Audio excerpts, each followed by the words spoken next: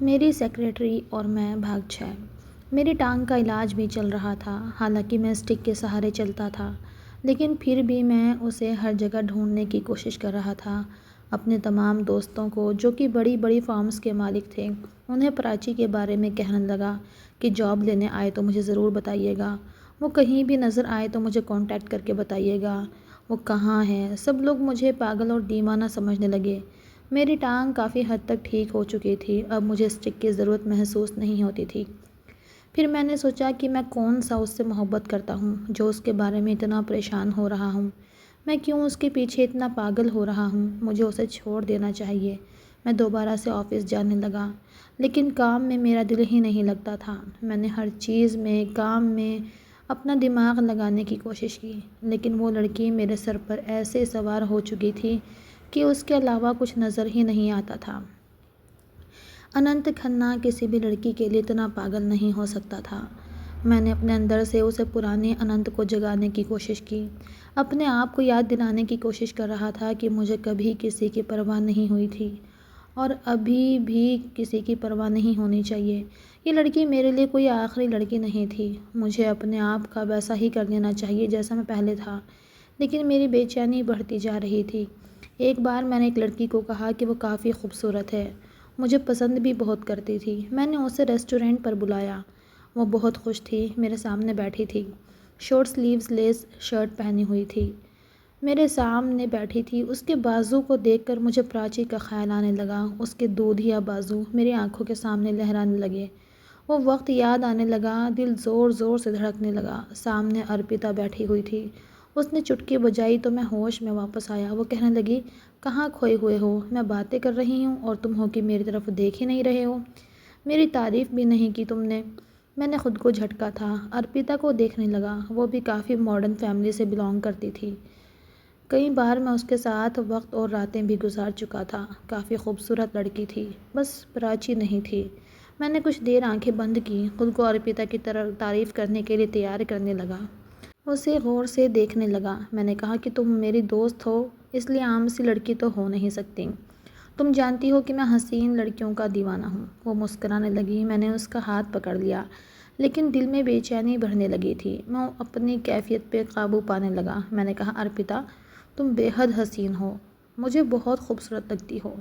وہ مسکرانے لگی۔ میں نے کہا، جانتی ہو مجھے تمہارے چہرے پر تمہاری آنکھیں سب سے زیادہ خوبصورت لگتی ہیں۔ اور پھر اس کی آنکھوں میں دیکھنے لگا۔ اس کی آنکھیں کالے رنگ کی تھیں، لیکن دیکھتے ہی دیکھتے مجھے لگا جیسے اس کی آنکھوں کا رنگ بدلنے لگا۔ اس کی آنکھیں بادامی رنگ کی ہونے لگیں، بڑی بڑی بادامی آنکھیں، اور ان پر کاجل لگا ہوا تھا، اور ان آنکھوں نے میرا سکھ چین چرا کے رکھ دیا تھا۔ میں نے کہا، پراچی تمہاری آنکھیں میرا چین چرانے لگی ہیں۔ یہ سن کر وہ کہنے لگی، اننت لیکن میں تو ارپیتا ہوں۔ میں جیسے اس کی آنکھوں میں کھو سا گیا تھا۔ اس نے میرا ہاتھ پکڑ کے مجھے اچھی طرح سے ہلایا۔ ایک دم اس کے چہرے نین نقش بدل گئے تھے۔ وہ پراچی نہیں تھی۔ وہ کہنے لگی، کیا ہو گیا تمہیں؟ میری آنکھیں پہلے کبھی تو تمہیں اتنی پسند نہیں تھیں، اور یہ پراچی کون ہے؟ میں پوری طرح سے پکڑا جانے والا تھا۔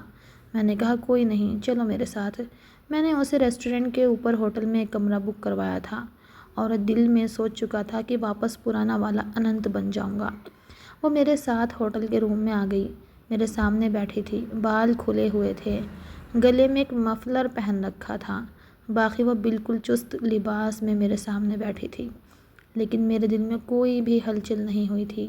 میں نے اس کے گلے میں پہنا ہوا مفلر اتار کے ایک طرف پھینک دیا، اس کی گوری گوری باہوں پر اپنے ہاتھ کی انگلیاں پھیرنے لگا۔ وہ مسکرانے لگی۔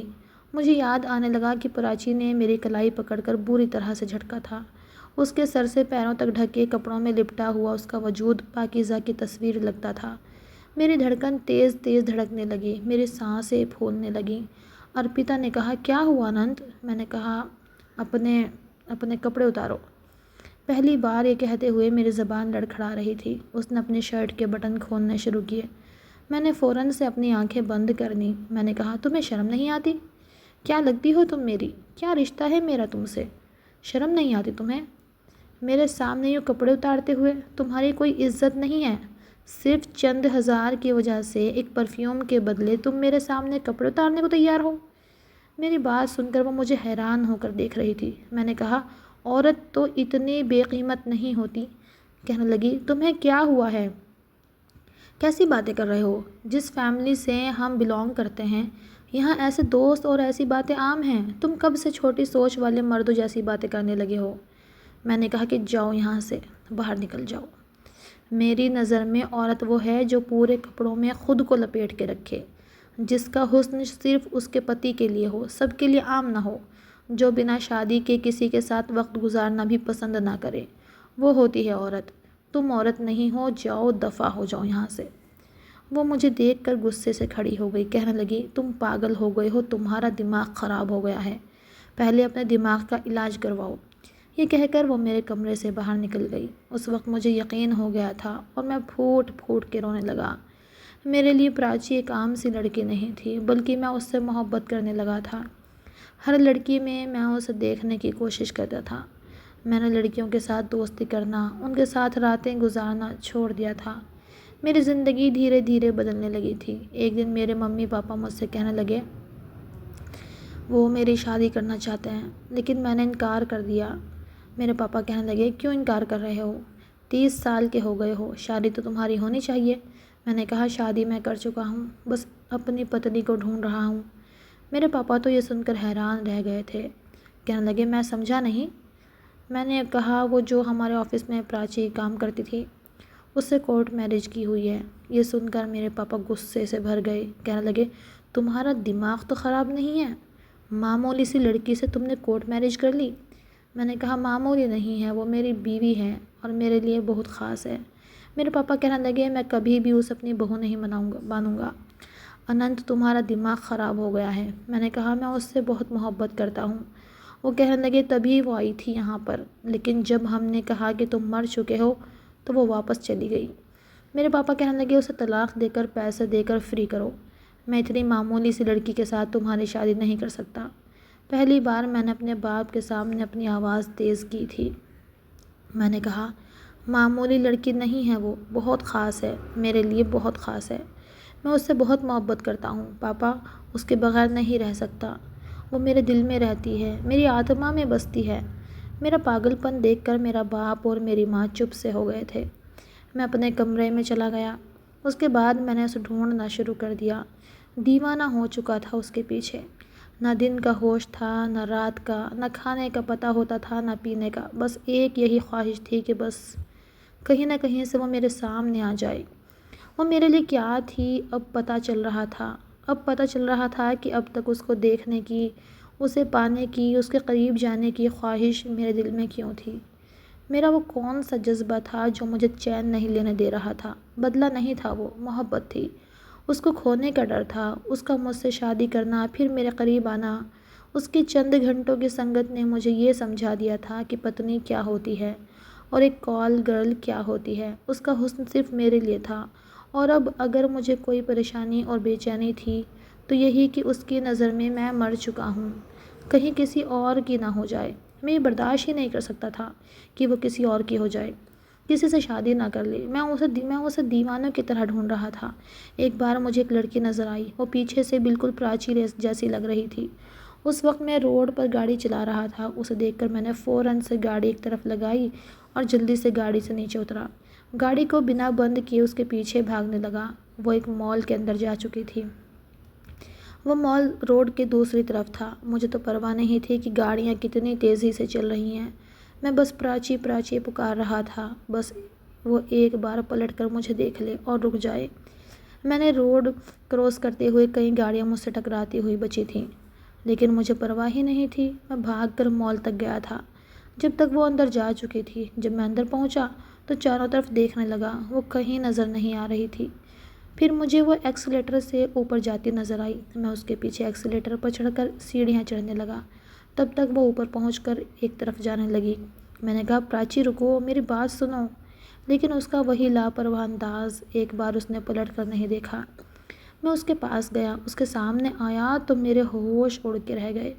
وہ تو کوئی اور تھی، مجھے اجنبی نظروں سے دیکھنے لگی، کہنے لگی، آپ مجھے بلا رہے ہیں؟ کون ہیں آپ؟ میں چپ ہو گیا۔ میں نے کہا، I'm sorry، میں آپ کو کوئی اور سمجھا تھا۔ میں وہاں سے چلا آیا۔ میری زندگی پریشانیوں سے بھرنے لگی تھی۔ میں راتوں کو رونے لگا تھا۔ آج تک کبھی مندر کی شکل نہیں دیکھی تھی، لیکن اس لڑکی کی محبت نے مندر تک پہنچا دیا۔ میری بے چینی مجھے مندر تک لے گئی تھی۔ مجھے تو پوجا بھی کرنا نہیں آتا تھا۔ جوتے اتارے، وہاں پر بہت سے لوگ تھے جو کہ پوجا کر رہے تھے۔ میں بھی ان کے پاس جا کر بیٹھ گیا۔ جب سب لوگ چلے گئے تو میں دعا مانگنے لگا۔ اس مندر کے پنڈت نے جب مجھے روتے ہوئے دیکھا تو وہ میرے پاس آ کر کہنے لگے، بیٹا کیا بات ہے، کوئی پریشانی ہے؟ میں نے کہا، سکون نہیں ملتا، ہر وقت پریشان رہتا ہوں۔ تو وہ کہنے لگے، اوپر والا تمہاری ساری پریشانی دور کر دے گا۔ لوگوں کا بھلا کیا کرو، غریبوں کو کھانا کھلایا کرو، اوپر والا تمہاری پریشانی دور کر دے گا۔ مجھے ان کی باتیں کافی اچھی لگیں اور کافی دیر بیٹھ کر وہ مجھے سمجھاتے رہے۔ میں اکثر اس مندر میں جانے لگا تھا۔ میں نے ان سے کہا کہ میں اچھا انسان نہیں ہوں، میں بہت برا انسان ہوں۔ کہتے ہوئے میری آنکھوں سے آنسو جاری ہو گئے تھے۔ انہوں نے میرے آنسو صاف کیے، کہنے لگے، جب اوپر والا کسی کو سیدھی راہ پر چلاتا ہے، اچھے راستے پر چلاتا ہے، تو وہ ساری پچھلی غلطیاں معاف کر دیتا ہے۔ تمہیں اپنے گناہوں پر پچھتاوا ہے، اس سے اچھی اور کیا بات ہو سکتی ہے؟ ان کے پاس جا کر مجھے بہت سکون ملتا تھا۔ میں اکثر فری ہوتے ہی ان کے پاس جانے لگا تھا، ان سے اپنی ساری پچھلی باتیں بتانے لگا تھا اور وہ میری باتیں سن کر مجھے تسلی دیتے تھے۔ ایک بار وہ مجھ سے کہنے لگے، کون ہو تم اور کیا کرتے ہو؟ میں نے اپنے بارے میں سب کچھ بتا دیا۔ کہنے لگے کہ تم امیر باپ کے بیٹے ہو، دولت مند ہو، اور جو کچھ تم کرتے ہو ایسا امیر بزنس مین لوگوں کے بیٹے کرتے ہیں۔ ہمارے سماج میں ہائی کلاس لوگوں کی الگ ہی زندگی ہے، الگ سوچ ہے۔ وہ سمجھتے ہیں کہ ان کی زندگی الگ ہے، حالانکہ ایسا نہیں ہے۔ زندگی جینے کا طریقہ امیروں کے لیے اور غریبوں کے لیے الگ الگ نہیں ہے۔ اوپر والے کی نظر میں سب برابر ہیں۔ تم نے اپنی زندگی میں کوئی اچھے کرم کیے ہوں گے جو تمہیں صحیح راہ پر لے آئے اور تمہیں اچھا انسان بنا دیا۔ میں نے کہا، میں اچھا انسان نہیں ہوں، میں نے ایک لڑکی کی زندگی خراب کی ہے۔ انہوں نے کہا، وہ کیسے؟ میں نے کہا، ایک لڑکی سے بدلہ لینے کے لیے میں نے اسے ہوٹل کے کمرے میں بلایا تھا۔ اس کی کچھ پرائیویسی ویڈیو تھی میرے پاس۔